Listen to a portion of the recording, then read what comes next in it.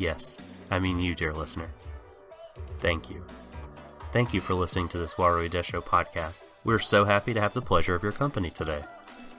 If you've listened to us before and like our show, you might be wondering how you can support us, since we won't take your money.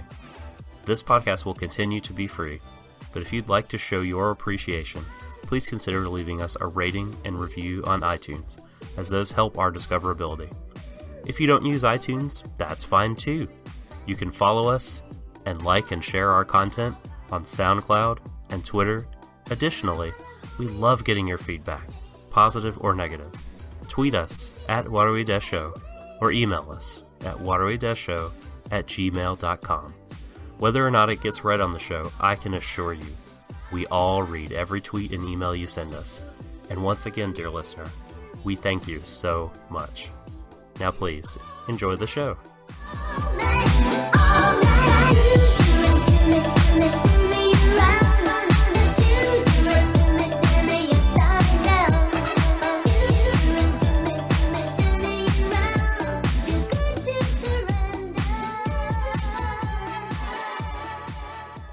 Warui Deshou. So darling, darling, stand by me. Oh, stand by me. Hello, everyone. Ladies, gentlemen, and NB6. Welcome, to Darling in the Franxx.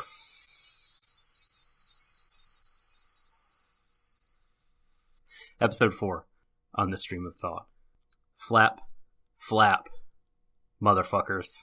I am the subtle doctor, the one who this week is holding that lantern high, guiding you through the tangled wood of many dangers that this 4th episode of the Trigger A1 Productions Pictures co-production brings us.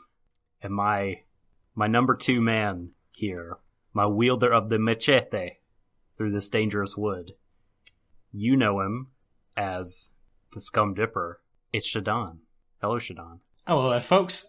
You probably should be giving me a machete. I'm not very good with knives. Or rather, I am very good with knives, just not in social situations. Just pro tip for anyone who does meet me in person. You know, there's something erotic about a knife. That's not a knife. This is a knife. Wait a minute. Did I just say that out loud?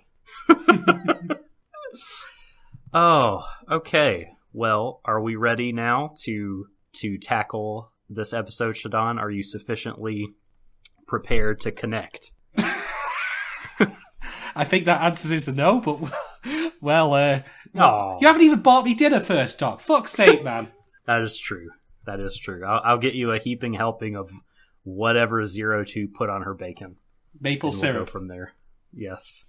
Well, there's a mental image. I hope there's no shippers in our audience. Well, that ship has, I think, sailed long ago. Yeah, before we even met. It was a non-ship. It was sunk before it even set off. Sorry to say, folks. That's sad. Please don't ruin the people's hope. Oh, that's what I do all the time. We might show up at Comiket on some wonderful dojin or other about anime podcasters. Or Borgelia could be furiously typing at her keyboard right now. Well, I know at the very least that now that you've suggested that, I will never, ever go to Comiket. I mean, if it's a non-zero possibility, I ain't chancing it. Catch one glance at that and I will forever gouge out my eyes. No offence to you, my good sir, but it's just... Ah! Well, speaking of Darling in the Franxx, episode 4, Flap. I thought it would be a good idea for us on these episodes to start naming, not necessarily shaming, especially not this time, but perhaps in future episodes, naming episode directors and episode writers. Because, oftentimes we will, put things at the feet of head writers and directors. And certainly they bear a degree of responsibility because anime is a collective kind of artistic medium. Mm-hmm. But I think, on occasion, these individual directors and writers who take the lead on particular episodes should be shouted out. So for Flap, episode 4, Shuichi Shimahira is the episode director. Mm-hmm. And he hasn't directed an episode of the show so far, so I think his first effort, not to spoil our little review later, but I thought it was quite good. And the one of the head writers, Naotaka Hayashi, the person who I mentioned before was the series composer, head writer for the visual novel adaptations with semicolon. He was the episode writer, the script writer for episode 2, which we thought was pretty dire. But he had the pen here as well, and I thought this was a nice rebound for him because I thought it was in my opinion, this is the best episode so far. Oh, it is. And they, certainly an improvement from episode 2. We're getting there. We can see in the long distance, in the, many, many leagues from now, that eventually this show will be good. Okay, that's unfair of me because Good Lord. that is very unfair of me because there is plenty to like about Franxx anyway, as we've spoken about before. But unfortunately, in my opinion, while this episode is the best one of the lot so far, it still has a long way to go. But I will certainly take an improvement as opposed to the opposite, which is that it just got worse or even arguably worse than that it just stayed the same. At least I could be surprised with something, getting worse. I could be like, wait, that really fucking happened? As opposed to being like falling asleep if it was just the same shit over and over. Yeah. I was sort of worried that would happen. Mm-hmm. I feel like the floor for this show is higher than a lot of, I never saw this, becoming just an absolute debacle, sort of problems I have with it notwithstanding, and still have with it, and have with this episode. We'll get into those, but I felt like that this had a potential to be a high floor, and I saw the potential for its ceiling lowering rapidly each week. So I'm glad, I feel the potential for that ceiling rising again. Oh, thank God. You made it sound like one of Doctor Doom's death traps, or those cascade seals with spikes. Like, oh, shit. The Star Wars trash compactor. Yeah. This is not. Thankfully, no. Whew. Are you the eyeball creature living down there, laughing at the victims getting squished into cubes? I'm R2-D2 up above, just generally sighing and just going, I can't cope with the shit. These people are useless. Why is the robot that I'm constantly paired up with a complete waste of my time? Man, he can't even bend his fucking arms. He couldn't even serve people tea if they wanted to, and I've got to solve all this shit for everyone. Sir Anthony Daniels, take a class. Learn to stretch. Does it technically count that C-3PO was the very first instance of the robot dance unintentionally? Because he couldn't move his fucking arms? Good Lord. Food for thought, folks. Yes. Wow. Okay. We better get into this one, or we're never going to get out of the weeds. Okay, so here's what goes down, right, in episode 4. From the very first shot, we get a shot of Papa's room, the Star Chamber, and we find out that Klaxosaurs are here. Yep. They are here in force. Yep. And unprecedented numbers, so it's time to recall 02 to the front lines. Nice we get told all this rather than shown any of it. I didn't even know there was a front line up until this point. Be like, okay, now they're a problem. And I'm like, what? This is about as compelling or as interesting a delivery as hearing the weather report. Like, oh, there's a high chance of Klaxosaurs in the west. And I'm like, there are front lines? Can you have front lines against indigenous, what the fuck? I was like, for an opening, this is piss weak. And it continues my long-standing bugbear against this show of, you're not explaining shit, and when you explain it, it is shit. Oh, anyway. All fair. And the pistol that is 02 needs to be paired with a pure, untainted stamen. So says the council. Yes. We are shown, then, Mitsuru. Which is a bad thing. Do you mean... I mean, it's a bad thing because he's not dead. Oh, okay. Yeah, we're on the we're on the same page in that we're being incredibly petty to this kid. I'm staunchly in team ha ha ha, point and laugh at you, you piece of trash, Mitsuru. Well, I think that they actually made a good move with this, though, because by having it revealed that Mitsuru was alive at the very beginning of this episode, it could only get better as it went along, because that was the lowest point of the episode by far. He has a nice moment later, but it's much less him as Ikuno. But Yeah. anyway, so he is like in a bad way. He's bandaged up in a hospital bed, ranting and raving. That girl tried to devour me, and she did it with a smile. How did he see that she had... I mean, this is getting ahead of ourselves here, but we later find out what Strelizia's cockpit looks like. And... because I do want to have a good rant about that later, believe me. But I don't think we found out everything. I think there's still more to come. Okay, when that's when fair. they go full power, you know? Yeah. Because initially, Mitsuru got to feel like a big man in there. For all of that So- time that lasted. But Yeah. I just found it a bit strange just like how he saw her do it, unless she literally did try and eat him. I don't know. Anyway, that's a minor nitpick, and I'm not going to hold your show, but I just thought, fuck you, Mitsuru. You get everything you deserve. You should be grateful that you are not drinking Slim Fast out of a straw for the rest of your days. You should be grateful that Ikuno doesn't walk into your room and slap you in the goddamn face once an hour. I'm surprised she didn't try to smother her with a pillow. I mean, she should just grind her heel into his temple. I mean, just fuck that dude for that episode. Jesus Christ. Well, all I was going to say was that to elaborate, like, that Mitsuru, like Zorome, cannot stand the idea of Hiro being superior to him, because he gets in his little dig at the end of that scene and says, don't think that you're the sole exception. You know, she'll ruin you too, just like me, because there's, you know, implication. There's no way you can be better than me. Mm-hmm. Fucker. Yeah, he's not really changed, unfortunately, from his experience or his ordeal, which is a shame. Yeah. He's just been humiliated, but yeah, he needs to, he's still got to grow. Yeah. And I think Ikuno will ultimately help him grow, but I fear it won't be like it. Well, I fear that it will be kind of at the cost of her like dignity and self-worth, and it's a worry I have about a couple of characters in this show. Mm-hmm.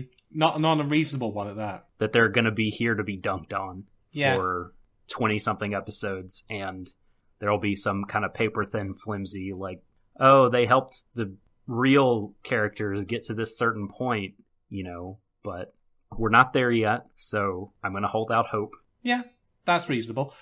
I have to say about the scene, though, like you mentioned before about naming the writers and the directors, and I think that this episode, much as the other scene, but this particularly for me, highlighted that I think the direction of this show, generally speaking, and all of the visual elements, everything I banged on about before, I'll not go into great detail now, is great.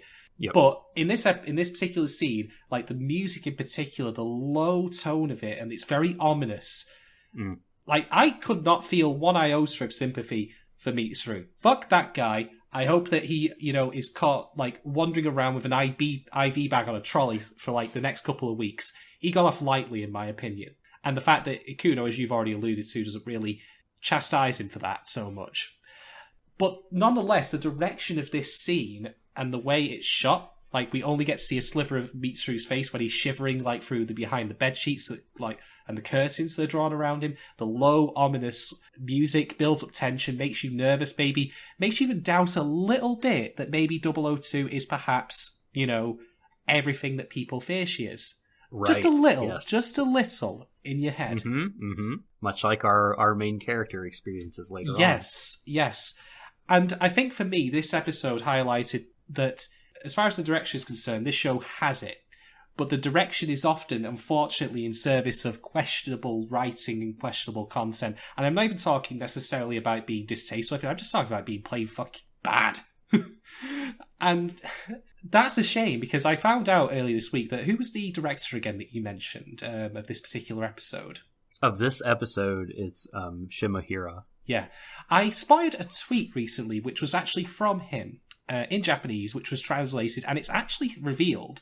I don't know to what degree this is necessarily true, or if it is true, how severe the problems are, but apparently this show is having quite a bit of a trouble production.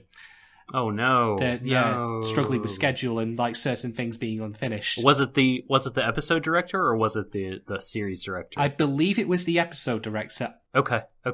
I could be wrong on that. I'd have to find the tweet site, and so this is all anecdotal. So take this with a pinch of salt, folks. And if that's the case, then I feel all the more obliged to praise the direction of the directors and the visual artists and the musicians behind this. The people who are bringing this story to life, essentially, against trying circumstances. Because they're doing a good job of it, and they're doing what they can with the material they're given. Yeah. I mean, we will later find out, I'm getting ahead of myself a little bit, but I want to just mention again that we find out what Strelizia's cockpit looks like, and it's a fucking letdown. Which runs in contrast with all of the build-up that we've had, like of the way they framed it so we don't get a proper shot of how things look and how things are arrayed. And then when we finally do get to that point, it's a letdown. Well, unless they want you to let your guard down. Potentially. Maybe. Admittedly, I'm giving a huge benefit of the doubt here. I want you to be right, though, Doc. That's the thing. I do still want to be surprised. It could very well happen. Who knows?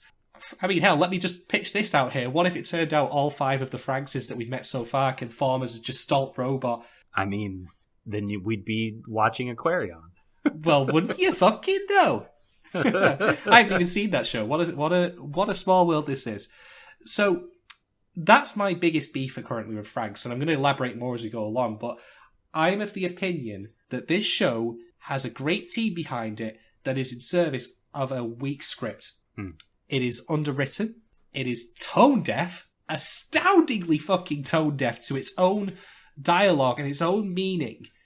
There's a line that happens at the emotional climax of this episode, which we will again get to. Oh no, they're aware. They're aware of that. I believe that they're fully aware of what they're doing in that case. That's what I think. In which case, it's a fuck up. You can either be ignorant of the tone you're setting, or you could do it and deliberately and still cock it up. Because it doesn't work, but we'll save that. I want to save that. We'll get there. Because I'm grinding my teeth, waiting. I am literally a greyhound at the races. I am like chomping at the bit to go all in on that scene. Okay, so that being said, to come back to where we were, I really do think the direction of this episode is quite strong. Same. Totally. And all of the other elements that go with it, apart from the scripts, ironically, given the studio's potential problems with producing this show, the cheapest and easiest thing to create in terms of man hours. This is a thing that will always drive me up the wall, in that you'll have a great team. You'll have a wonderful set of animators who will work their fingers to the bone, often for limited money. You'll have, great musicians. You'll have great voice actors. I mean, 002's voice actress, it was her birthday earlier this week, and happy birthday to her. She's great. She handles the role fantastically. Haruka Tomatsu. Yes. Haruka Tomatsu, happy birthday. Happy birthday to you, Haruka. You're doing a damn fine job, and keep it up, I say. You sure are. You were the finest part of this show. Oh, easily. It's a one-horse race at this point. And you talked about the music. I thought this episode, Asami Tachibana's soundtrack was phenomenal. It really got a chance to show itself off this episode. Yes. All of the OST music so far has been stellar, and it's fitted the mood perfectly. We've got action beats later on that helps sell the fight scene that we finally get. Oh, yes. Like, fucking Hiroyuki Imaishi was like, I bet he was like a dog waiting to be let out of a car. Like, to get at the paper to like direct these fight scenes. How ironic, or how appropriate I suppose it is, that this episode does indeed culminate with Hero and 002 piloting Strelizia, and it's triumphant because they finally get to cut loose. And so do the guys making the show. They get to cut loose. We finally get some of that delicious trigger-like quality that we've seen before. Man.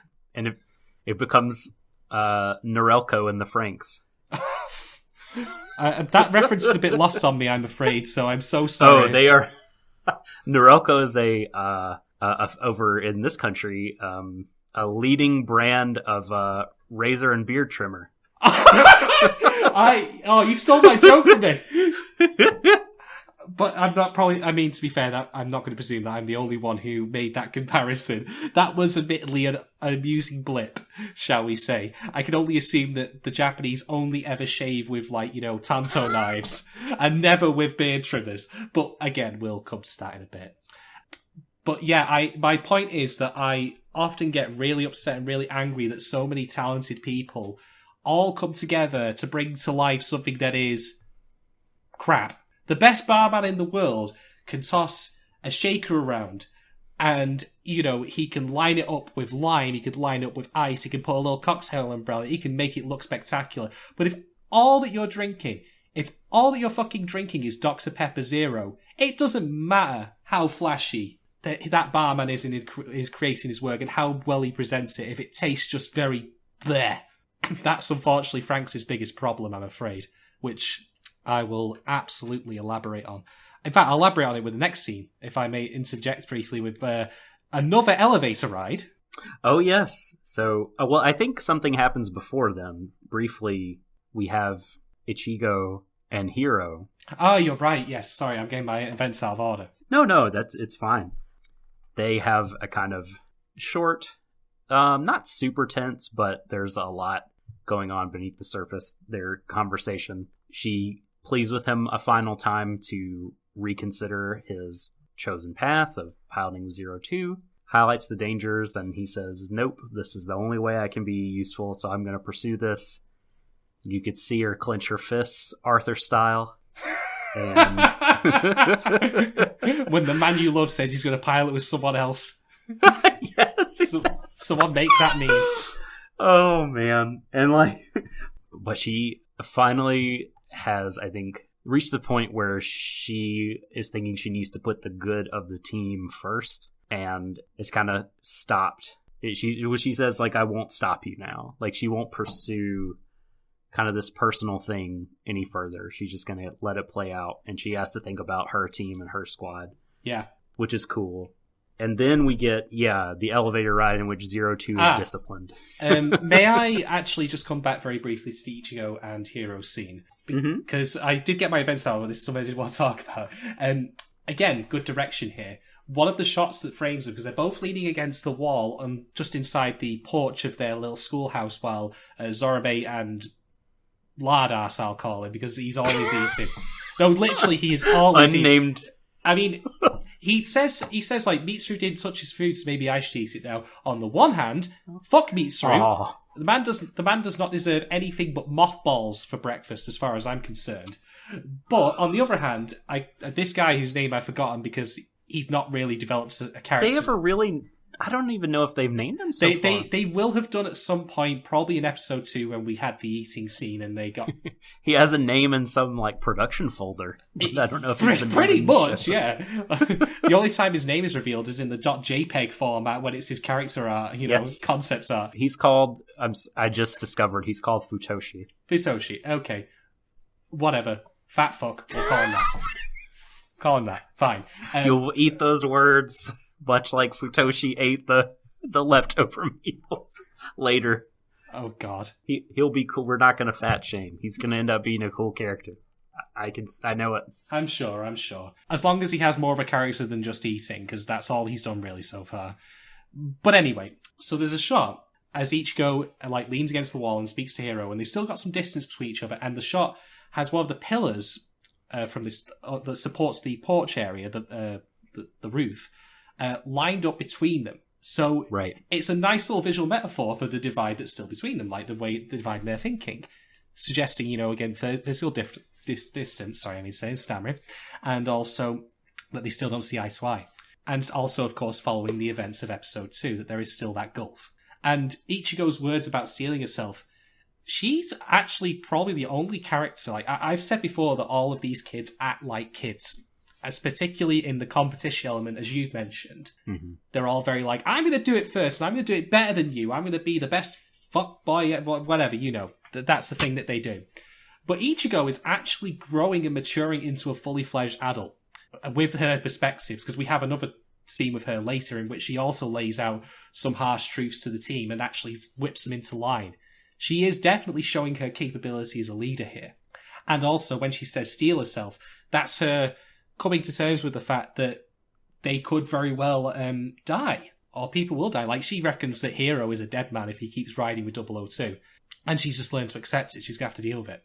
So I wonder if they'll do something with that later, and that perhaps she's growing up a bit too fast. I don't know.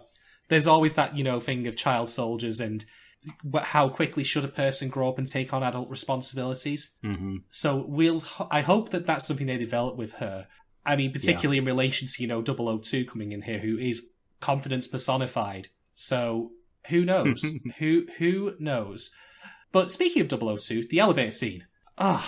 Every fucking time I hear Nana speak at this point, I'm just so sick of everything she has to say. I'm so bored of the rationales that they toss out, the excuses, and the I say so bullshit. I think we should be. I think it's the goal is to be frustrated at the like obvious ineptitude of this. Like, I don't know if bureaucracy is actually the technically correct word, but that evokes the same feelings, right? The fact that the ruling authorities have these ideas that are out of touch with the situation on the ground, and we can't do anything that goes against the law of the land as dictated by them, and so we're kind of stuck with a garbage situation. Yeah. It eats it.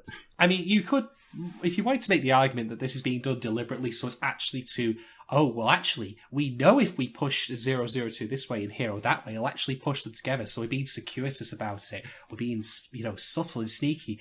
My response would be that at the very beginning of the episode, and indeed the point is that they're going to recall her back to the front lines, we have no hint that they've got a wider plan. Yeah, I think that they just, we don't really know why we haven't been told as to what their rationale is, but they think they know best. And they don't want 002 and 016 together, and they think that they know better. And that's that. Which is why they'll keep pairing her up with people that she will end up intentionally otherwise killing. Great job! Who knows after this, the events of this episode? Oh no, that things will change now for certain. But at the time of that particular elevator ride, and also with the Illuminati, the council of people on impossible chairs or whatever, saying like,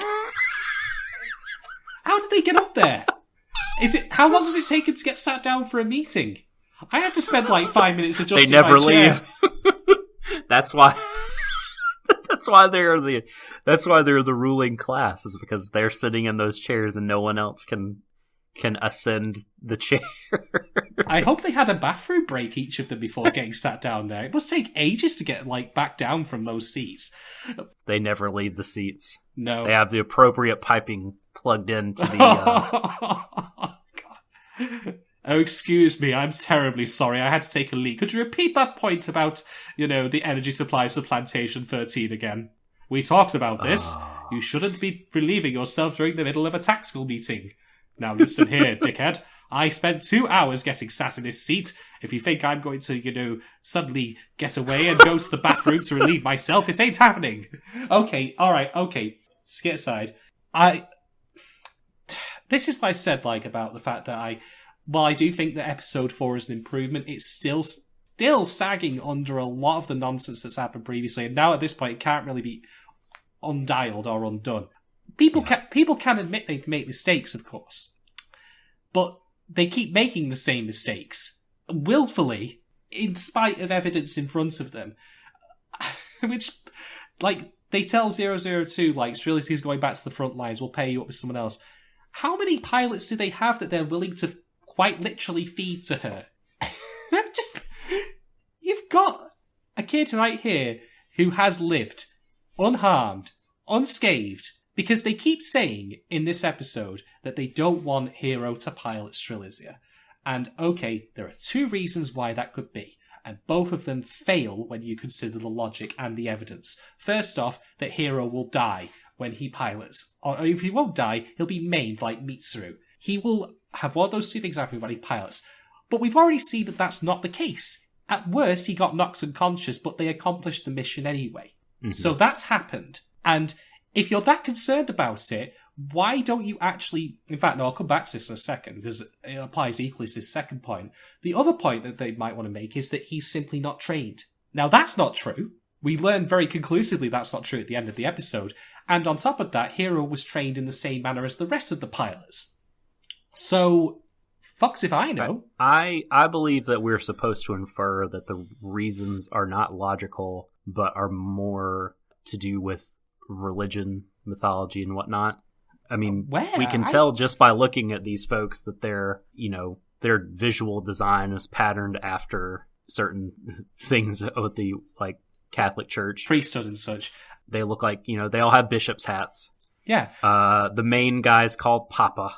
and based on the ceremony and whatnot we've seen, I don't know, like to me the visual cues are there, and the way that they talk about this sort of stuff, and they have their own way of talking about it that feels less like technobabble and more like sort of, they're using like the sacred terms or whatever.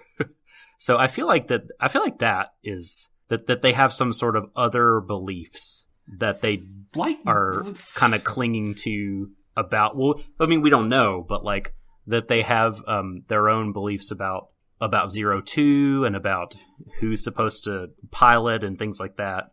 And then now, after the events of this episode, hopefully they won't be able to ignore, just like the guy at the end says, like, now that there's the plain truth is there in the data. The fucking truth before, like they've already. Well, he was unconscious. I mean, they could have just, you know what I mean? That's different than dead.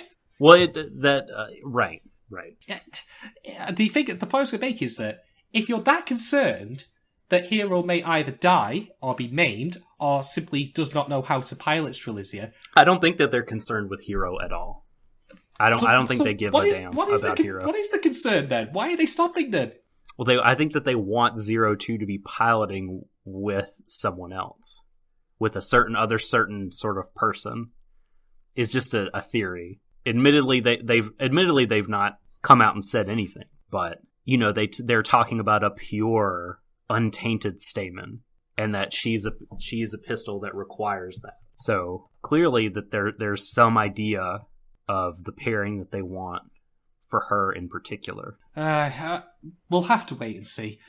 All I can think about is that if they wanted to actually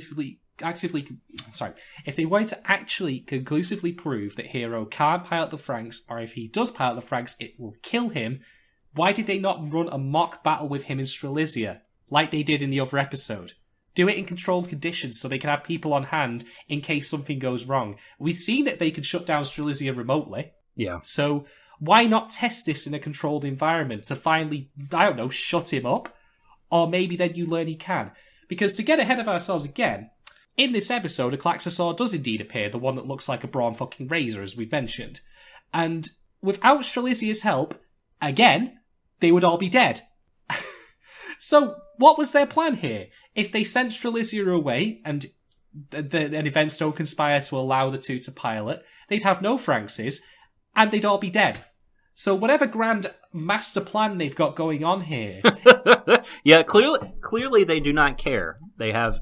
I mean, the snippets we see of these meetings are them... They're only talking about 02. Like, clearly their priorities are weird. They're not talking about, how to solve sort of global problems for the different plantations. They're not, well, they do talk about, hey, there's this Klaxosaur problem. But they spend an inordinate amount of time talking about, like, what's best for 02. They also talk about I really Hero think that they do not give a shit about Hero that much. What did they say about Hero? Didn't they say something about him in the previous episodes? They've mentioned it a couple of times about his, like, potential and such, and his aptitude. Okay. We'll see. The thing is, if they then took Strelizia away and all the Franxxes were destroyed, he'd be dead. The plantation would be gone. Like, the Klaxosaurs would just overwhelm it. It really doesn't make a lot of sense when you think about it. if they care, if they really do care about the plantation. Yeah. If they have any interest. I mean, then, of course, I have to ask the question, why even bring 002 to this plantation in the first place if they're sending her away again in such a short amount of time? Why did she come here? Fucks if I know. I think it was meant to be a fucking sense. It felt like a temporary stop because in the first episode, her whole crew is like injured. It felt like initially meant to be a temporary stop, but then they died. So I guess she had to wait for these other people to come pick her up. But like, I think if they do think that the Star Chamber is a mistake and they're not going to do anything with, the critique of this dystopian society and authoritarian governments, they should just nuke the Star Chamber in the show, literally, like have a Klaxosaur destroy it and then make an arc about the fallout.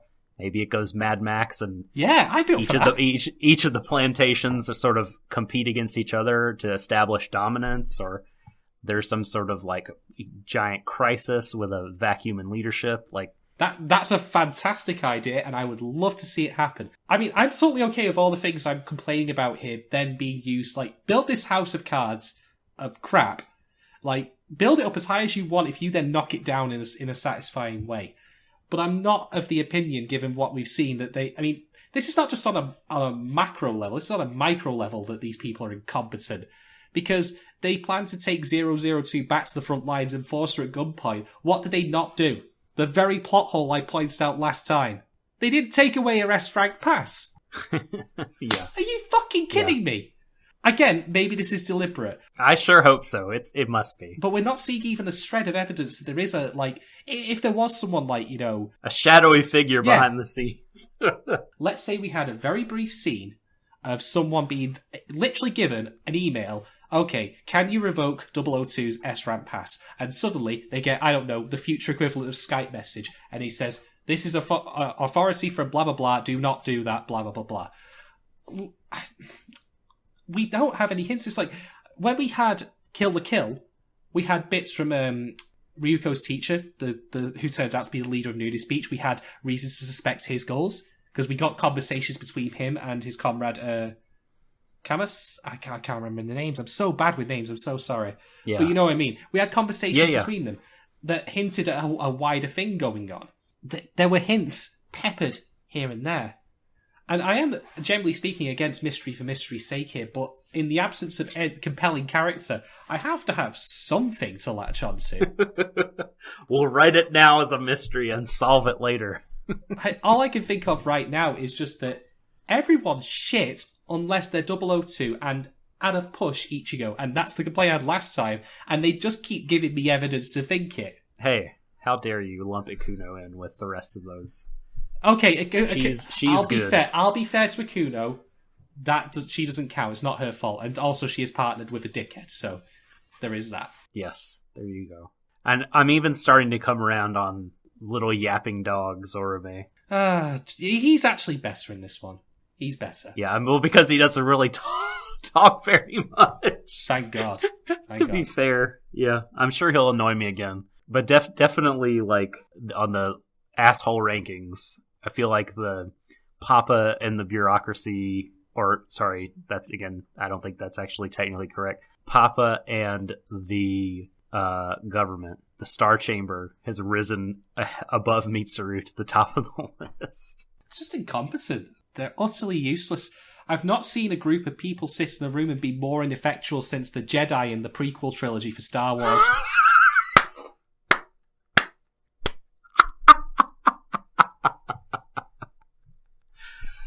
I can't do anything but move on from that because that was such a sick burn. Okay.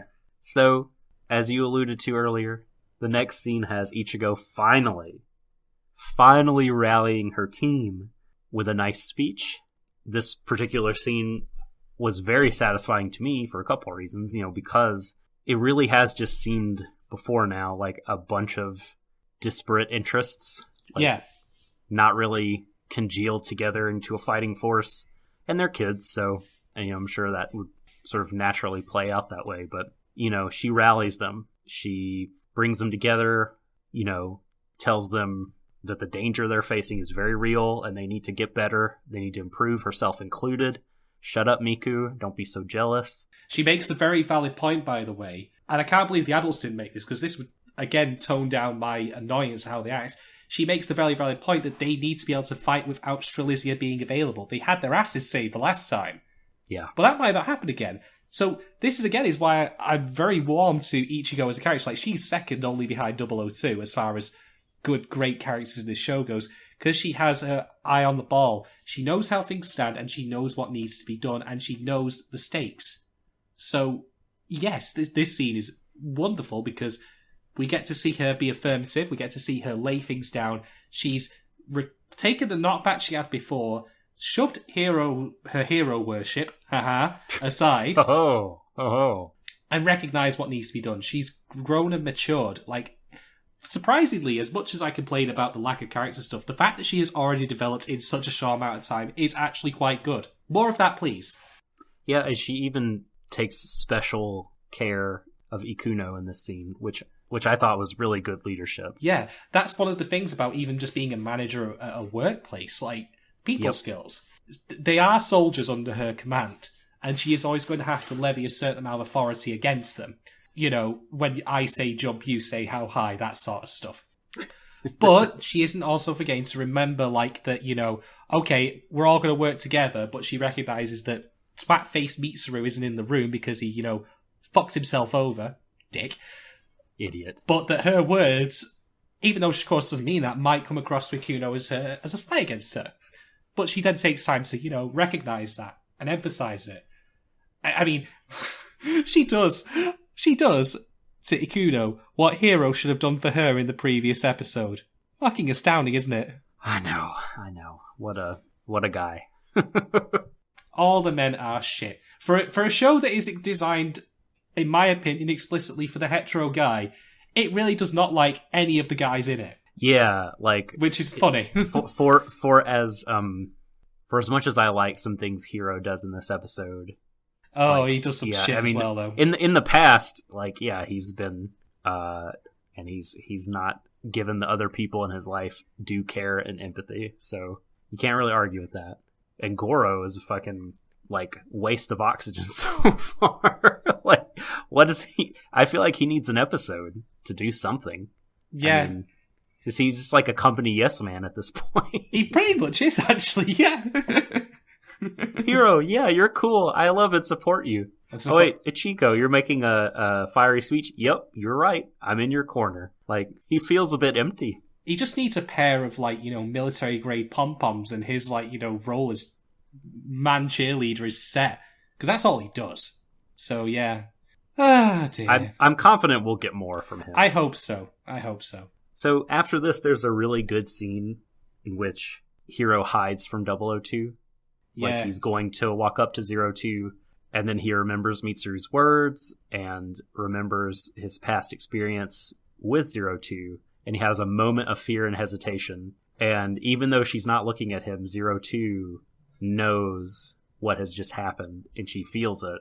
And she doesn't do anything. She doesn't go over to him. She doesn't vent at him right then, but she has internalized this, and a little later she'll kind of deal with it. But she sees him hide and walks away. Yeah. And I really appreciated that scene a lot. Yeah. So Hiro essentially is now, he's believing the rumors and the hype, or what if you want to call it hype, about 002's, you know, devouring nature. Because he's now actually seen it happen firsthand. Like, you could write off what he saw in the first episode as just being the injuries of her former partner, Mr. Oxygen Mask Man. He was already pretty badly injured. Yeah. But now he's seen it happen to someone who was not similarly wounded, and he's someone that he knows. And he thinks, you know, it's a reasonable thing to think, maybe it was a fluke.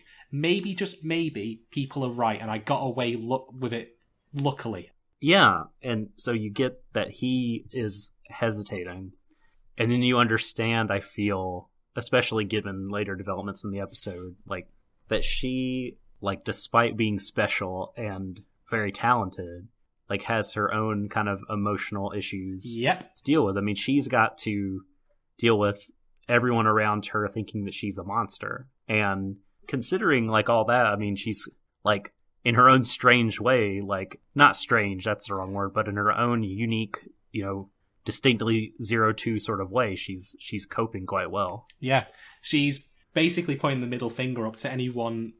In fact, it almost feels like passive aggressiveness in a sense. And I really hope that does get developed. I mean, one of the other things, though, is, like, people start saying things that are basically false about her. I think it's Miku who says, like, well, she has Klaxosaur blood. And that is absolutely not true, because we've learned from seeing her bleeding out in the first episode, unless it just happened to be her co-pilot's blood, but I'm not of the opinion that's the case, because I think that they explicitly state she had healed. But when she was bleeding red blood. Klaxosaur blood, as we've seen a couple of times now, is blue. So, no, she does not have Klaxosaur blood. That's bullshit. That's interesting.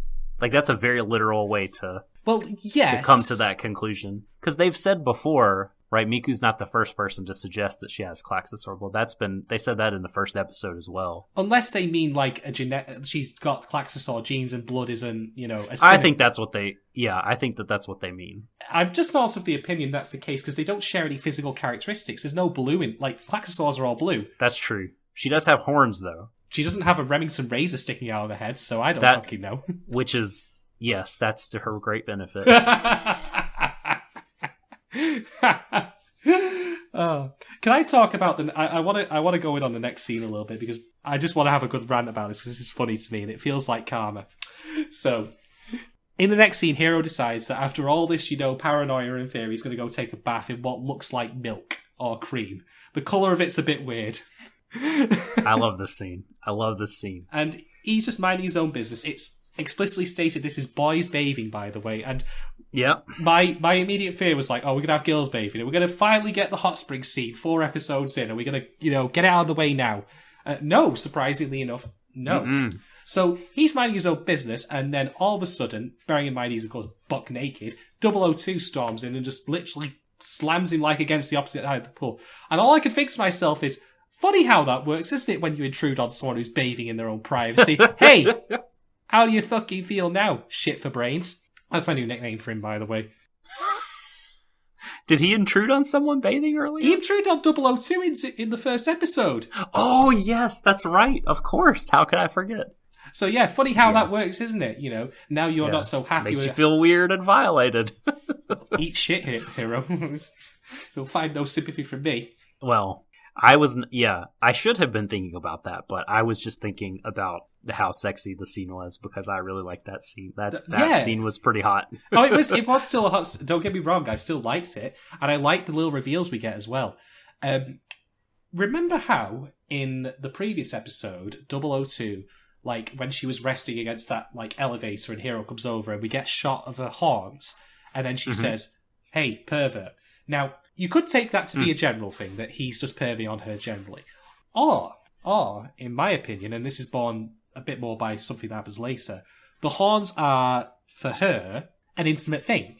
I think she says that outright in that moment. Yeah. Like, when she says, like, stop staring, don't stare at my horns, I think she says, or at least, yeah, I'm pretty sure that the show is upfront about that it's not meant to be a general don't stare at me, but it's like don't look at the horns. Yeah. Like, that they're not meant to be stared at. Yeah. And I don't know how necessarily true that is in biological terms. Like, I'm not going to go into that.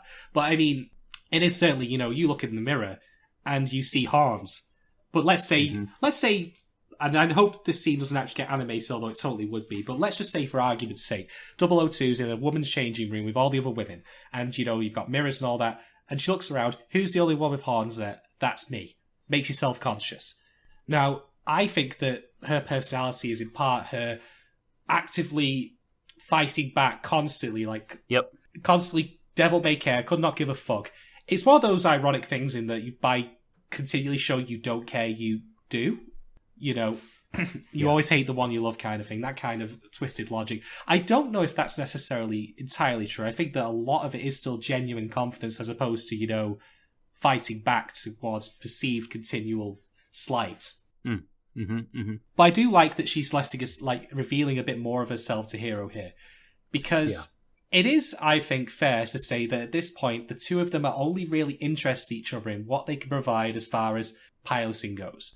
I mean, I cannot fathom for the life of me what she sees in him, beyond the fact that she can, pilot with him and... his rock-hard pecs. Oh, what? The non-existent ones? Yes. Yeah. God, after Yuri on Ice, we really have just taken a step back in the PEX departments, haven't we? I know. The PEX technology is out there, and now it's just everything feels like a step back. It's like going back to the Telegram. So, yeah. Hey. And she says, hey, for the second time, she asks, will you run away with me? Yeah. Proving that I think the first time was not a joke. That's despite fair. her deflection. That's fair. She really, I think, she wants him to say yes because she wants someone to, tell her she's not a monster and say, I want you and I want to be with you. Yeah, I think that's fair. I just hope that it develops into a reason more than, well, you're the steering wheel I need to finally drive my car. on both their parts. Listen, I think more so on, listen, we'll get to this later, but... Oh, we will. I know. Hero has a fucking long way to go for me in that area. Oh, but yeah. Anyway, let's not digress too much. Yeah. So, however, the bathing scene is interrupted by sirens, and yes, there's a Klaxosaur. We've got worm sign sighted, and it's like God has never seen before. Because it's time for the Earth to have a trim. Too right. Can I also very quickly just say that they mentioned that they're going to move Plantation 13 to begin the kissing procedure with Plantation 26, and this line just confused the fuck out. Why call it that? I mean, Kisu. Okay, so kissing is apparently a term for linking two plantations together, but Hero and the others don't know what kissing is even in that context. The fuck? Just find and replace. Just change it. It doesn't add anything. It's unnecessarily obtuse, and it actively contradicts what we've already seen and what characters are supposed to know about. But it's funny innuendo. No. I don't care what culture you're from. The only way this is funny is if you're from the moon and are using moon logic. Oh, fuck my life. Okay, yes, Klaxosaur's attack. So the Franxes are sent out, except, of course, Strelizia, because reasons. Even Mitsuru and Ikuno get to go out, and they have a nice... it's a nice scene. Mitsuru is still a douchebag, in which he's just, he's heading out, and he's like, I will do this. I can do it. And Ikuno's like, lean on me. And he's like, no. Fucking stupid, prideful, stubborn man. And then eventually, of course, he does. He has to. Mm-hmm. And they end up connecting. Yeah. And they're better able to connect because of, I guess... Maybe you're right, actually. Yeah, that's a thought. Maybe... Like, the trauma or whatever that they went through has put them in a position, I don't know, where they can... Ikuno wants to be closer to him more, wants his affection more, which is, I find, kind of like, I don't know, there's just a lot that it's not unrealistic, it's just it can feel a bit like battered woman syndrome here. Yeah. She's trying so hard because she got rejected, and he's just gonna keep being a fucking dick. Yeah.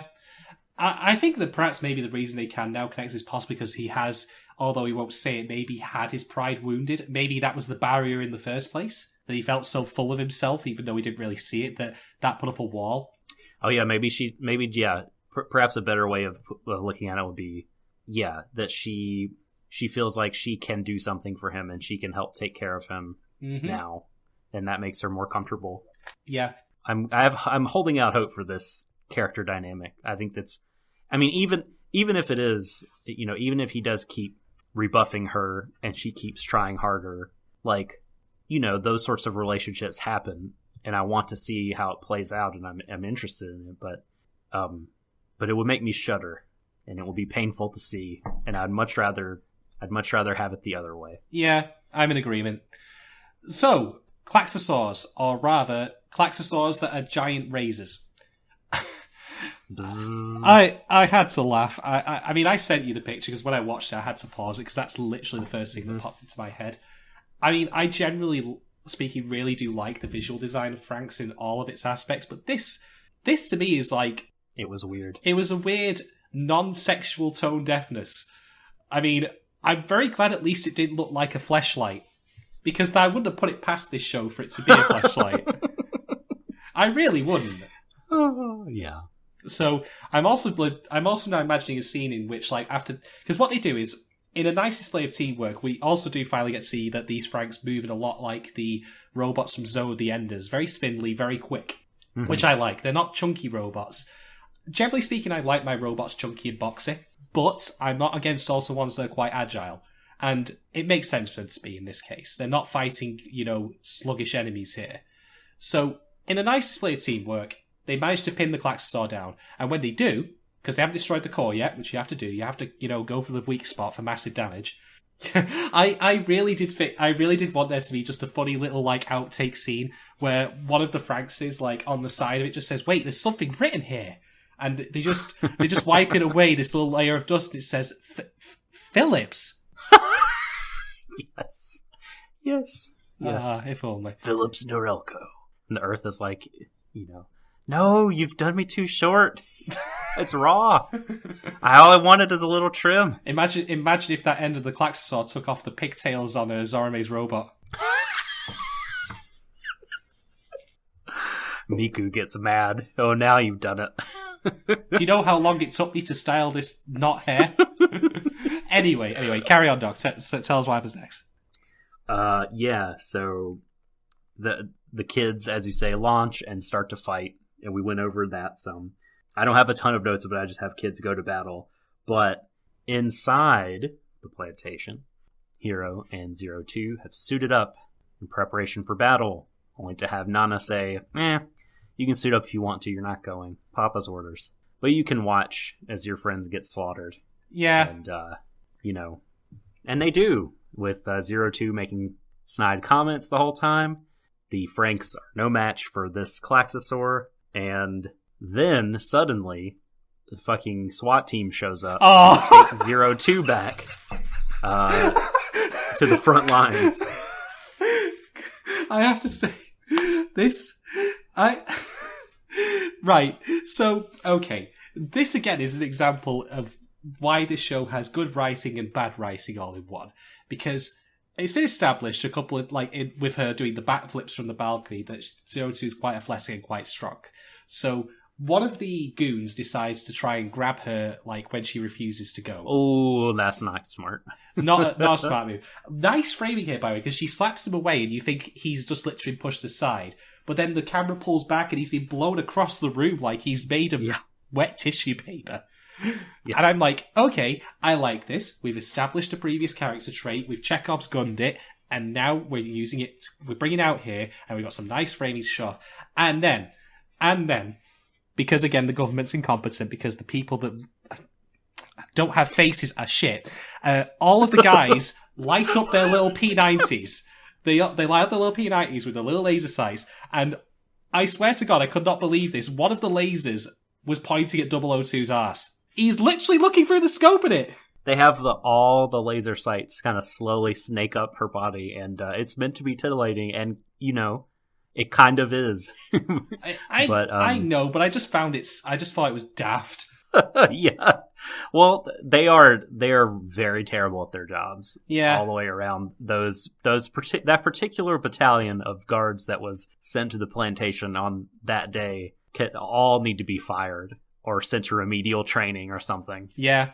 I couldn't believe it. I thought to myself, I really do think that at some point when this was storyboarded, they were all initially aiming at her head, as you would do, to make it lethal. Yeah. Nope. That one guy stopped. But then some storyboard motherfucker comes in, he's like, hey, guys, let's see what here. Hey, I've got a thought. Oh, man. Just, come on, guys. Let's just focus on, okay, alright, fine, I get it, yes, 002 sexy. Congratulations, Captain Obvious. Yes, point has been made. But you're also, I should point out again, committing the cardinal sin I mentioned last time. If that's what you want to go for, you're not going far enough. You need to, up the ante a little bit. Maybe have her be wearing some skimpy shit. I don't fucking know. But you're not going far enough to justify doing what you are doing. So, less of that, sunshine. Aim for the fucking head. You're not a stormtrooper. You can hit her. Well, I wonder about that. Well, yeah, there's that. Okay. So there's a really nice scene next in which she says goodbye to Hero because despite, her knocking that one guy out, she is willing to go along with Papa's orders. And it does the nice letterbox framing here. Yeah. And yeah. Makes it compact. Makes it She intimate. says, I really thought we had a chance. I really have a thing for you, and I liked piloting with you, and I thought we could make it work, but I've got to go, darling. And then she does this really great, gentle headbutt. Taps the horn. Yeah, taps her horn onto almost like a hard nuzzle. Yeah. That was, like a sign of affection from an animal. And I just thought that was a brilliant touch. It was really nice. That communicated so much to me. It did. In just that one move. When she says bye-bye, I was like, oh. Sad. Like, again, kudos to the voice actress. She does a great job with 002 with the material she's given. The material's sometimes silly, but... Well, actually, no, I'll be fair. 002's lines and dialogue are all fine. I can't think of anything that I could ultimately hold against her. Insofar as, like, you know, she's being an idiot or whatever. She's actually written competently. So, good shit, I guess. Yeah. She has a nice moment of vulnerability. And that is... because she did that, Hiro is able to shake himself out of his fucking passive stupor a bit and think for a moment and say, you know what? Nana, everybody else, yeah, 02 may be talented, but she's not this monster that's other than us. She's just like us in that she has problems. She wants to be accepted. Like she's no different than any of us, despite being extremely talented. Whatever the genetic situation is. Yeah. And then he runs after her. I get the feeling you want to speak, but do you want me to No. describe the scene? I'm nodding in what you're saying about how he currently thinks about her as kind of a foreshadowing for something I will bring up later on, because let's just put it this way. Anything that Hiro, I believe, has to say about him thinking there's 002 as a person, I am taking with a gigantic grain of salt. I don't think, even before what happens later and what's said later, this happens all of a sudden, and he's not really got to know her personally. Like, he's got hints, little bits and bobs here. But suddenly, as she's going, with the very real possibility that she won't come back, he's like, No, come back! Like, I want to ride with you. Let's put it this way. If it turns out that Hiro is saying this and actually isn't meaning it, if he's pulling a Sam Witwicky from Transformers, because that's honestly what kind of attitude he brings across sometimes, and I'm talking about the Michael Bay movies here. If he's doing that, and this is then going to lead to him, like, you know, being called out on this later on, I'm okay with this. I'm all right with this. However, if it turns out he's doing this because he is just generally being a dickhead, and he's only saying this because he realizes this is like, oh my god, she literally could be going? Like, what? Oh, I don't think he's a bad person, like, or intent. I mean, yeah, I don't see him as a malicious, calculating dude. Well, I certainly don't think he's smart enough to be calculating, but I think he's operating on a certain instinct here that is causing him to say things in order to gain what he wants. And I will come back to that at the end of the episode, because there's a particular thing that he says. Yes.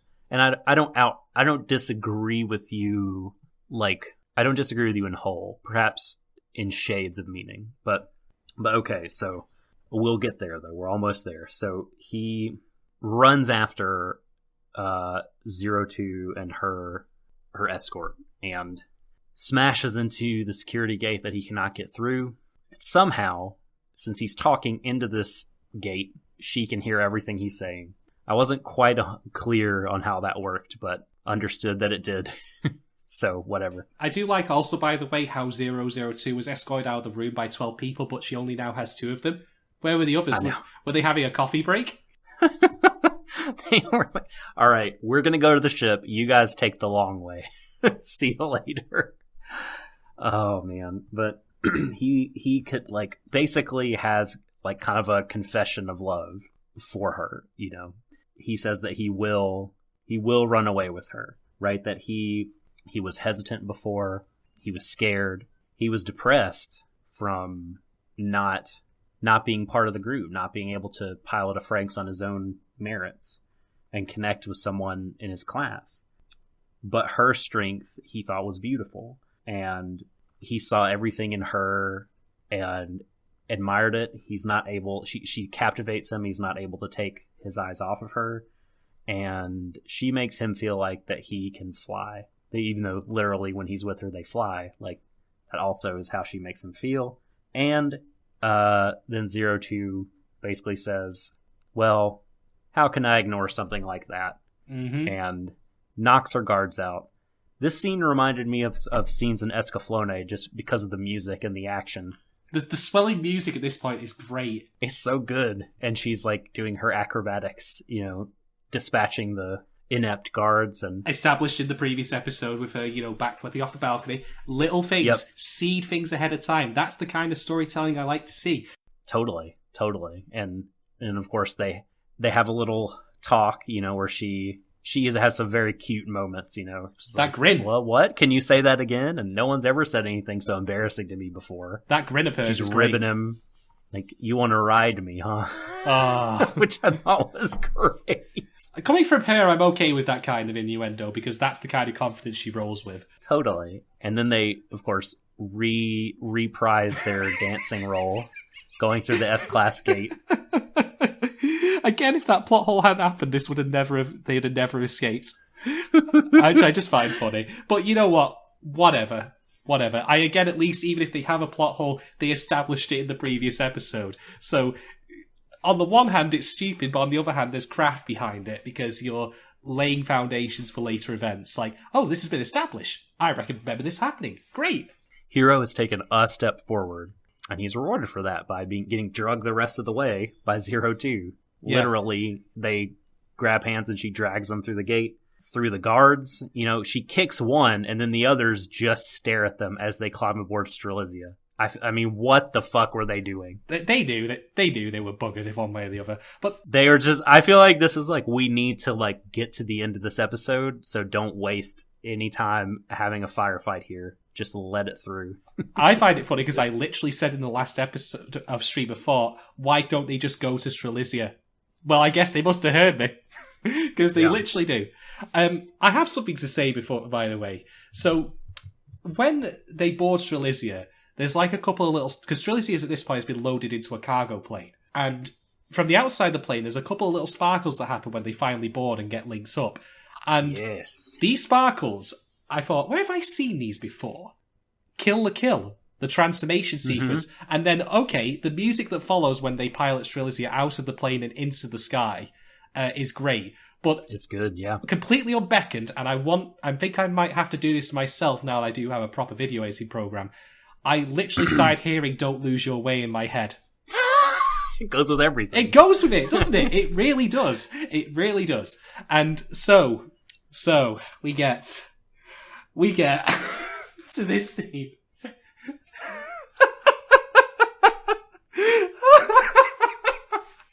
Okay. All right. So imagine you're a 30-year-old, bald, anime enthusiast who's watching this show, and you imagine that you're this person, and they're having no real hope for the show's future. They don't feel particularly enthusiastic about it, despite bright spots here and there. And you get to this moment, and the music is swelling, and it's great. And the two of them, the two characters, 002 and Hero, are talking about, they're complimenting each other. They're being, supportive of each other. Like he says, can I really do this? And 002's like, yes, you can. I believe in you. I believe you can do this here. Yeah, they rock and roll, yeah. They are totally helping each other out here to go and do the thing. I love that through the battle, there's not a, he doesn't fuck up somehow. There's not a moment where they lose power or some dumb shit.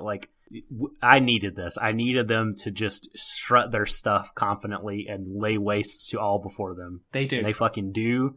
And it's great. Like we said, Hiroyuki Imaishi, just destroys it with this action. It's really, really, really great.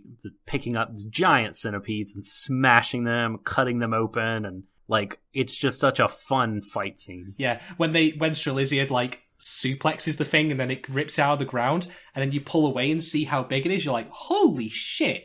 I know, that's when you're like, yes, That's this is what shot. I need. This is the spectacle I need. And Ichigo is there, and she's not mad. She's like, look, let's accept help because we're getting our asses kicked. This is a good thing. And then, of course, when Strelizia flies by Delphinium, she gives her the look.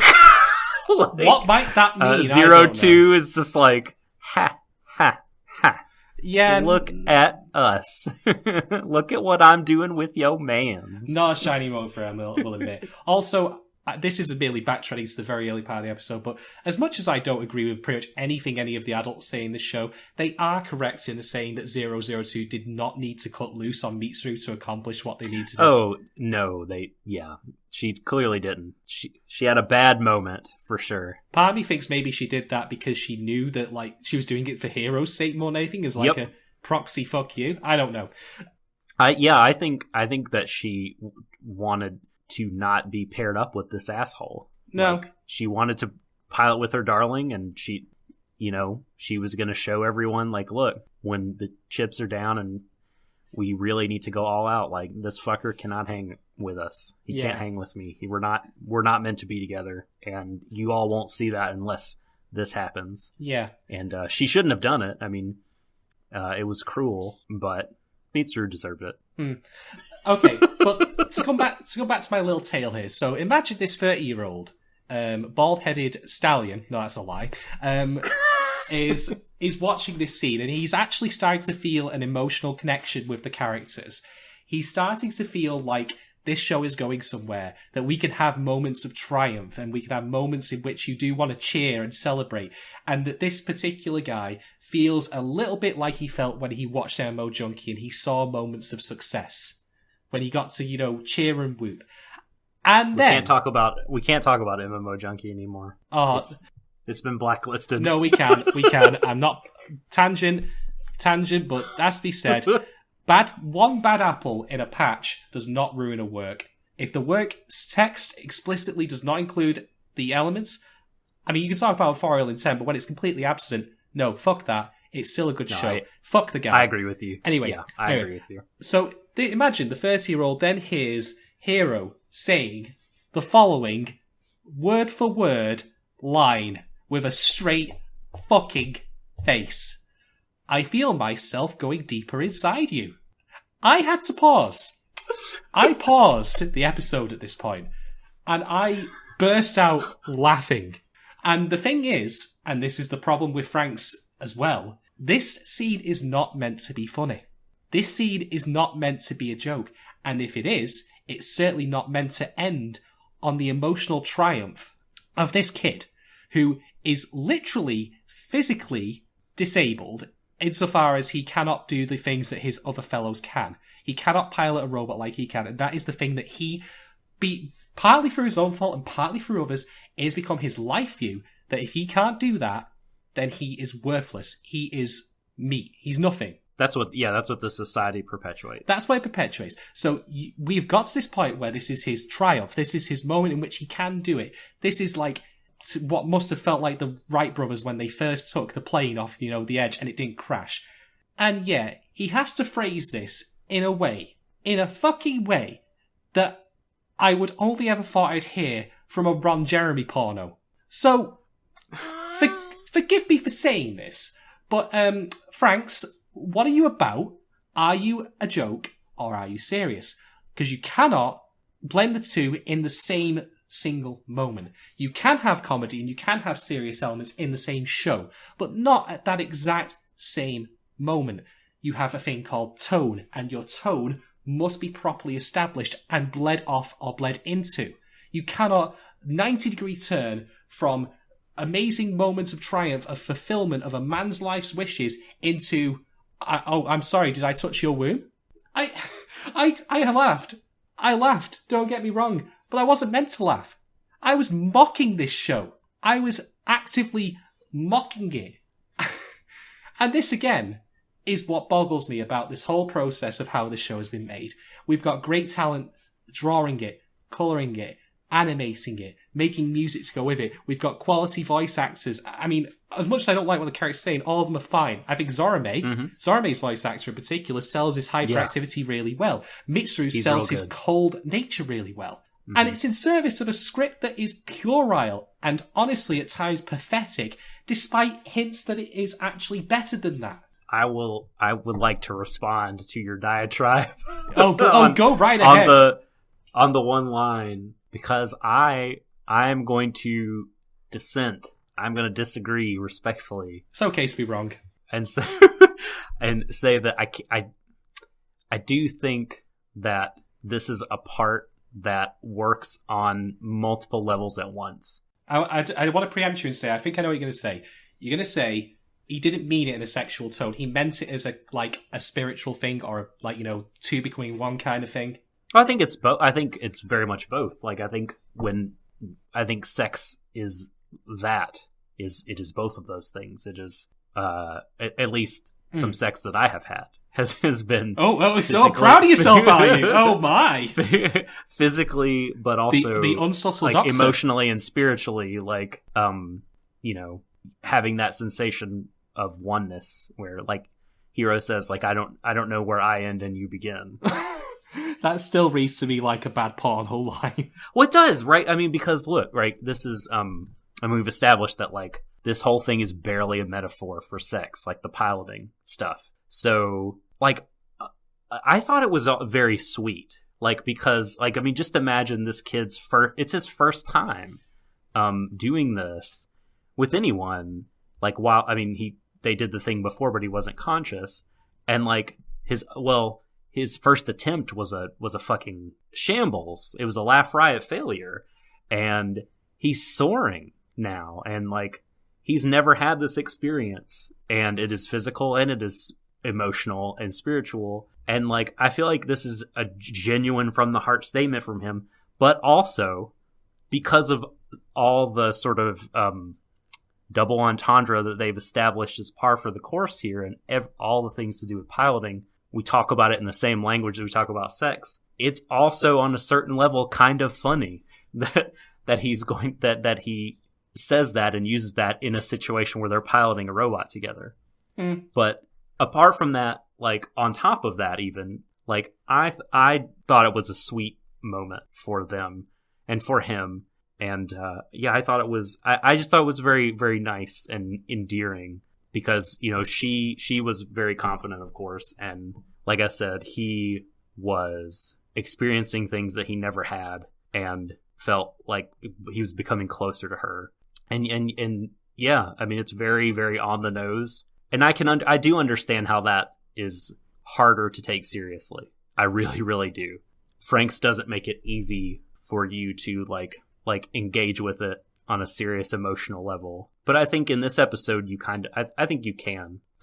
But I do see where you're coming from, and I do understand. No, I get where you're coming from as well, and I don't know. Maybe this is also a comedic. Maybe this is also a humor thing, or the way people read things. Because let's be honest, I have a filthy mind, and when you read a line written like that, it will read differently to some people depending on your own level, like your own history with sexual metaphors and just sexual-based comedies. And I think it's totally supposed to evoke that stuff. I just don't think it should have come at that particular moment, ironically enough. There's a bad pun for you. Because, yeah, there you go. It took me a moment. Oh, that's a good one. Again, I think the other bugbear I have with this is, what is all of this sex-related stuff in metaphor for? Now, funnily enough, you discussing this earlier has actually given me an insight, or when I say an insight, I think a speculation. And maybe all of the stuff I've been complaining about, the lack of world building, the fact that the government are idiots, the fact that the military are idiots, the fact that everyone's stupid, perhaps this will develop away from being about the wider world, and instead will actually be possibly more of a star-crossed lovers kind of thing. We want to keep these people apart, but here's what they ultimately want. I don't know. Maybe it's more about that. Maybe it's more about youthful rebellion. Maybe more it's like, here's the things that we need to do. Fuck the government. Maybe that would be a thing. I don't know. I was just enjoying that moment so much. And then, partly through my own fault, I will confess, because of what I brought to the table. I mean, as much as, people say... I don't think you should sell yourself short there. I mean, I think... The show understands what it's doing, and I think it is operating on that level and making a difficult ask of people to take it on that level, but also on another level, because I don't think it's meant to be throwaway or just a joke. Oh no, I don't think that in hindsight at all. But I can only speak to my immediate reaction, which was that I had to pause because I did burst out laughing. And I don't think that's the reaction that's intended. Let's put it that way. No, I don't think so. Yes, you're you're not meant to like mock the show because of that. No. At least that's not what they wanted, truly. No, and I think that if that's the case, if it is just simply down to the dialogue, then change the dialogue. Oh, they can't. Then it would lose its poignance for me. Well, okay, your mileage may vary on that.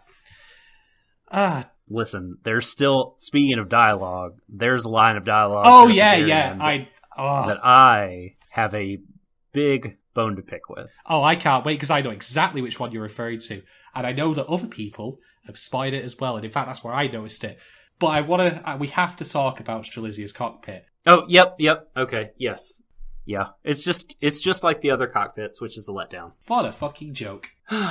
Yeah, we can only hope there's more to come later when they are pushed to when 02 has to use more of her power as she did with Mitsuru and an unconscious hero early in the show. Like, yeah, let's hope that this was like a test drive and that again there's more to it, because otherwise if there's not, like, then the people making the show have made a foolish error, because they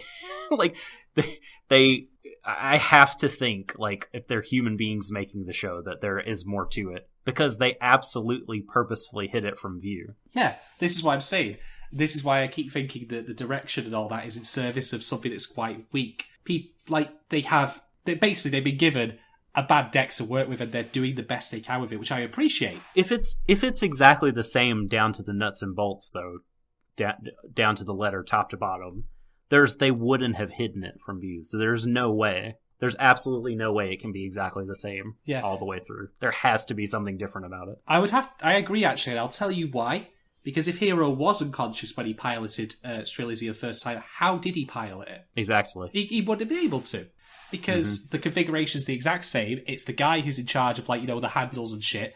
So, impossible. No, doesn't compute. And again, as I've said many times before about this show, if you're going to be that blatant about it, spice it up. I mean, I literally think at this point that if the universe of Franxx had its own version of the Kama Sutra, it would just be 1 page long.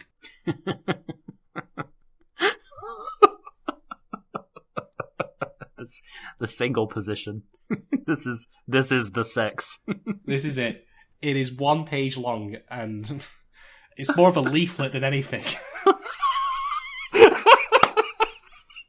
Just the laminated sheet of paper. It looks like one of those flight safety things you get. Hang this on your fridge. Can you imagine if a Franxx had one of those? Like, it has the position, but it also has where the oxygen masks are. Oh my god, that would be amazing! Like an in-flight safety manual for the Franxx. That would be superb. Hey, right. No giant robot, as far as I'm concerned, is complete without having at least a decent cup holder in in-flight movies. I mean, hell, they've got the monitors on the back of the head. Like, can you imagine, like, they've got some downtime going, and she's like, what are you watching? I'm like, oh, I don't know. I just thought I'd put on Guardians of the Galaxy 2 while we were waiting. Nana, the Wi-Fi is shit in here. Can you do something about it? Where's my drink service? Okay. I asked for a whiskey 10 minutes ago. Okay. Oh, God. So, okay. I'm going to lead you into this, Doc. So after they do the Jonah from the Avengers, where Hero flies right through, like, the belly of the of the Klaxosaur and decapitates it and sprays everywhere with blue goo, and he's panting and sweating afterwards. By the by, so good. I don't know if I'm really switched into this, but I like the fact that he was found to be exerting himself, because it suggests to me that maybe he's not immune to 002's, like, stamen-devouring, psycho-plexus, whatever, bullshit, but rather he's just got an incredibly high tolerance for it, which I think might play out to be interesting later. And it's a shame that you've not seen Macross It's Stealth. always the quiet ones. Yes. And you know what bugs me is that you've not seen Macross Stealth yet, and I want to make a comparison point, but I can't because fuck. Okay, anyway. I'm going to amend that soon, don't worry. Good, but you'll know what I'm referring to when you get to it. But yes, please do indeed tell the audience about this wonderful closing line of dialogue. And as you say this, I want you to bear in mind what I said before about Hero, and how I can't take him saying that he wants to treat 002 as a person seriously. Yeah.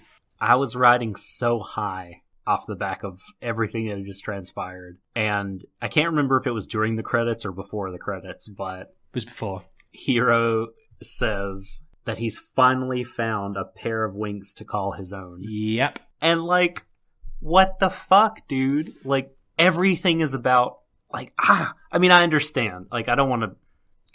It makes it feel like he's thinking about everything, like, so myopically, and in terms of, like, Hiro being the center of the fucking galaxy. Yeah. She's his steering wheel. Yeah, I mean, it just... He could have said, like, you know, that he's starting a new journey with this beautiful person, and, like, they're gonna fly together, like, each one of them, you know, I thought I needed, or I would have my own wings, but, like, each one of us is going to be a wing. Well, funny you should say that. We're gonna carry each other, like, you know, the bird or whatever. But, like, no, he says he found him a pair of wings. It just makes it seem like he wants to use her to get his feel good. Well, you know what's funny? You remember when he said, like, you know, we're a pair of wings now? What were they literally saying in the opening part of episode 1 and that fucking Chinese mythology shit? Yeah. They literally described it. He himself described it. He described it as being a pair of wings and they'd see to complement each other. That's out of the fucking window. Yeah. Well, I think, you know, he's still got growing to do. I mean, he's taken a step and he's got way more to learn. And I hope he'll figure it out. But yeah, it was a real bummer. Yeah. But he's far from a fully formed person. You know, he's not the finished article yet. Again, children have to be dickheads before they can not be dickheads.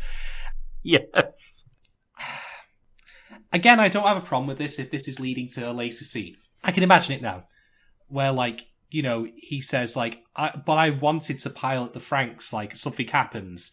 And then she says, don't you mean we? Yeah. Do you care about me or flying the robot? And I'm hoping that's where it's going.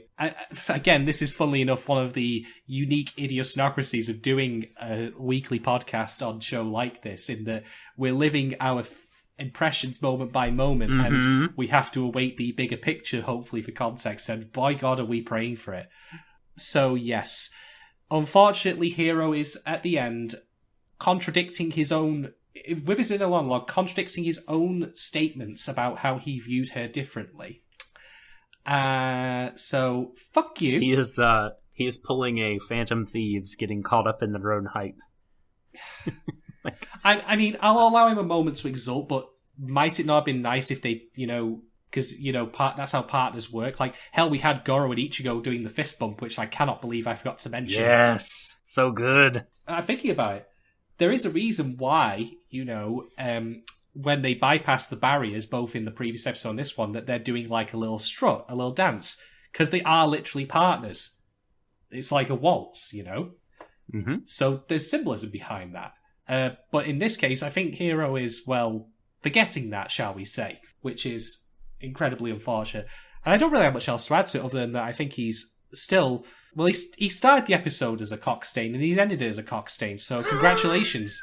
It's nice to know that you at least are consistent. I think he's made an improvement of a sort, but he's got a long way to go, I think, still. Is my opinion. He can see kind of where he needs to go. It's just that, well, he's like a kid at Christmas who's got his Xbox, you know, for the very first time. He's kind of thrown all etiquette and manners aside in favour of that. He just wants to play on his game, and damned anyone else, you know, who wants to try and stop him. So, well, Hiro, you are 4 episodes in out of 24, so there's still time. You're not irredeemable yet. You're not yet to the point where I want to push you into an active volcano. You can stop this. So, please do. I get the feeling, though, that he will take steps back before he ultimately takes steps forward. Yep, that's going to happen. It has to. So, my big downer of the show was the line we just spoke of.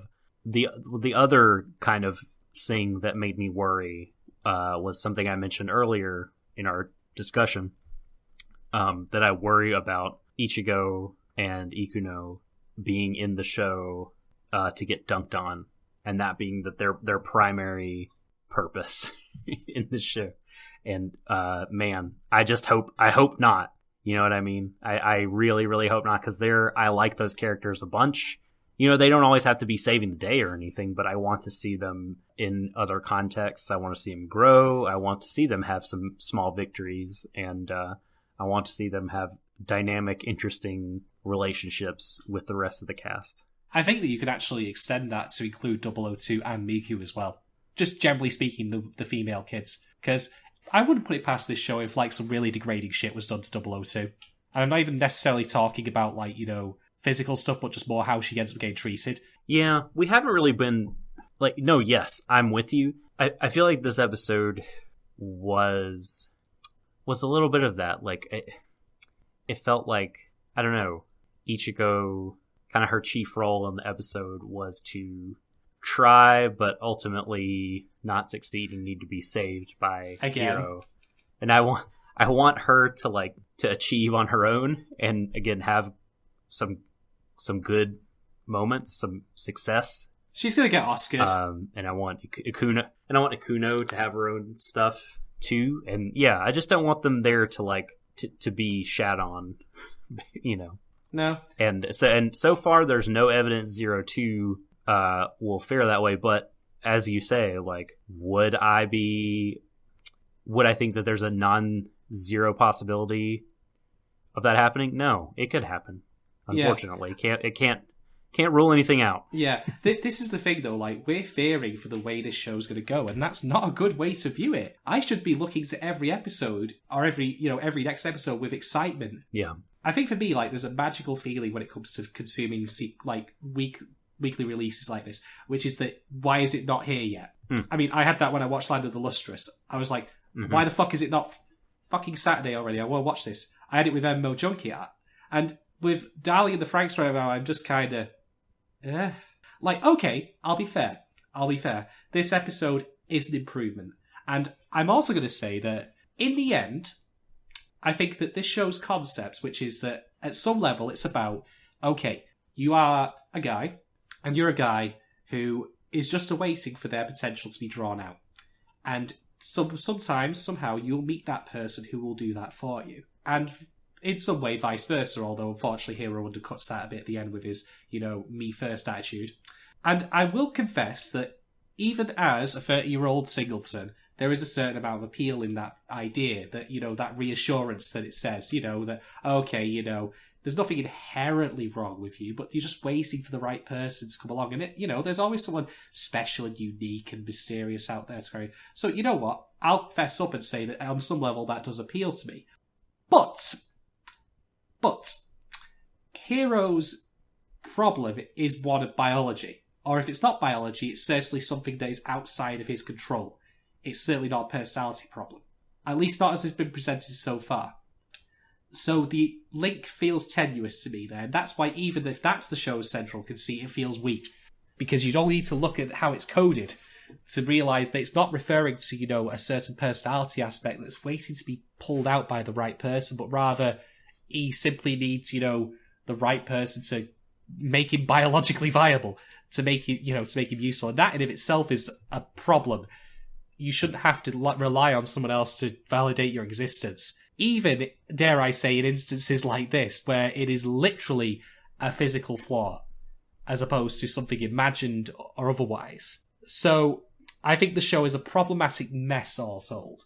And it should be, because I can certainly see potential in where it's going to go next. And maybe they are stacking dominoes here to, drop down later. I mean, I'm sure you've all seen internet videos of, people dropping, immense trails of, dominoes, tens of thousands of them, and they're spectacular. But there's a reason that the process of making those is always sped up, because it's boring.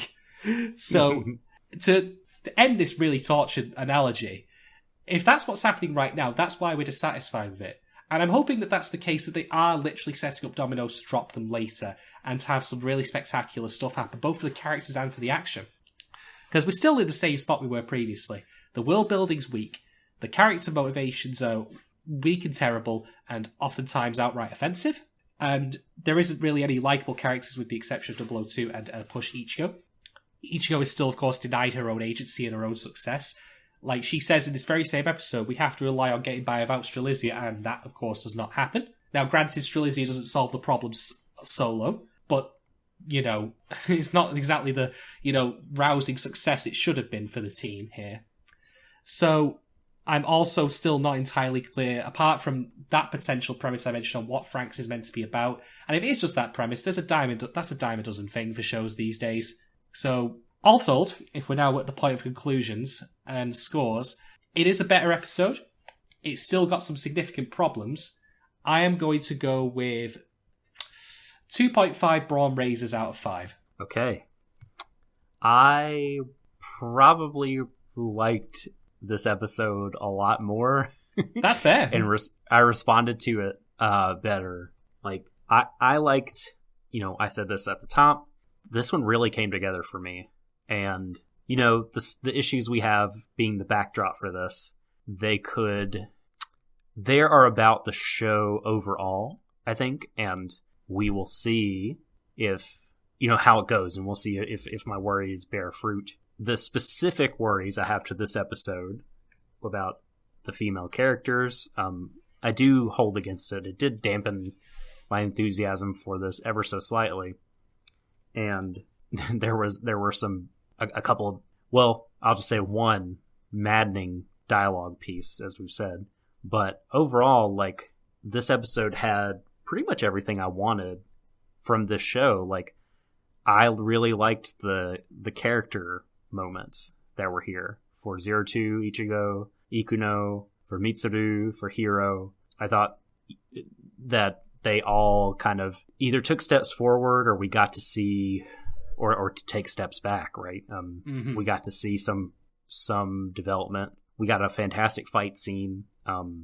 We got some pretty scintillating scenes of 02.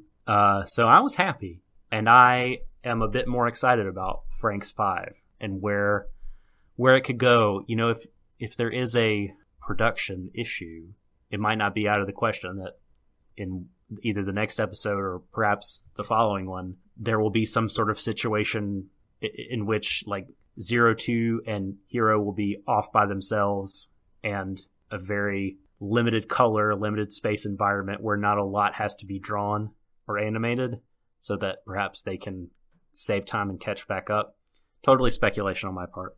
Anyway, for me, this episode was 4 inept guardsmen out of 5. Damn. Yeah. That's the highest discrepancy we've had so far. I was super into it. Yeah. I think for me, like, the things that dragged it down relative to what you did is that you did take umbrage with that particular line where I did. And I think that if that had not happened would have probably been another 1 on top of it. And I think I don't know. I come down really hard on Hiro, certainly not unjustifiably in certain respects. But I think a lot of my annoyance towards him is also partly in my speculation that I don't think he's taking this seriously. And when I say seriously, I mean like that he's, being his feelings are legitimate towards 002. And much as I might have griped, I still have to say that I do agree with a lot of what you said, and I do think there's a lot of great stuff in this episode. So take the 2.5 for what it is that at least it's better than the previous one, and I'm more than happy to keep going because I want to see what happens next, and I'm hoping. I mean, this is the thing. Like all the shit I've given the show so far, I will be the first to like roll out the apology mat if it turns out this is all in service of a greater plot in which people are taken to task for their crappy behaviour. And that's the risk we run, unfortunately, of doing this kind of format. So buckle up, folks. I'm as excited for the next step as you are, even if I do have my misgivings and if I have got quite angry at times about this show. Yeah, I just want Hiro to be not milquetoast. Not shit? Well, I mean, he can be shit. Like, at least that will be interesting. True. You know what I mean? Like, I just want him to be not bland. And so far, especially this episode, he was really proactive in 4 and seems to be not milquetoast. He's having fear, he's having regret, he's changing his mind, he's stepping out on a limb and declaring his feelings for someone and, making mistakes and, he's been a jerk in the pit, but like, yeah, he hasn't been. I was afraid, like the first episode. I mean, he just seemed like he might be super bland, and he hasn't been that yet.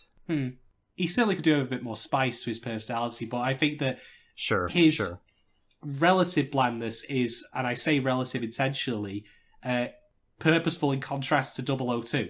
Yeah, and the rest of the cast, really. Yeah. The rest of the kids, I should say. Or it could just be the case that he is, again, meant to be a bland self-insert. Pick your poison here, folks. I genuinely don't know yet. Oh, we'll see. The jury's still out for that one, but... Mm-hmm. All right. Well, Shadon, thank you so much for joining me on this exhaustive trek through episode 4, Flap, of Darling in the Franxx. It's at least not quite a flop, so thank God for that. That's true. Shaden, where can the folks find you on Twitter and other places? Well, you can usually find me in Manchester at any number of bars. Wait, sorry, wrong thing. Nah, shit. Sorry, this isn't my Tinder profile. Let me try that again. You can find me at Shaden1010 on Twitter or on curiouscat.me/Shaden, or you can just, send a ping through to the Warui Deshou Twitter, or send me a carrier pigeon. Whatever takes your fancy, folks. Be exotic. Get out there. I'll even take a telegram. How do we even... You know what? Never mind. That's not... No. The services will be out there, Doc. Ironically, on the internet, it would which would be silly because you could send an email faster than finding a service to send the content. So you get the point. Send a singing hot dog gram to your house. No. I am on Twitter at the Subtle Doctor, and also on Curious Cat at curiouscat.me/the Subtle Doctor. I appreciate everyone's feedback. Warui Deshou as a podcast appreciates all your feedback. Hell yes. Tweet us at Warui Deshou, email waruideshou@gmail.com. Leave us an iTunes rating and review. That helps us out. We appreciate it if you do. Follow us on SoundCloud as well, and also on YouTube now. We're putting stuff up there. We are putting snippets of our episodes, our full-length episodes, but we're putting the entirety of these streams of thought on YouTube for your listening/viewing pleasure. Enjoy. For Shadon, I am the Subtle Doctor. Thank you for listening, for joining us on this edition of the French Toast Hour. Until next time, embrace each other, everyone, to the ends of the universe.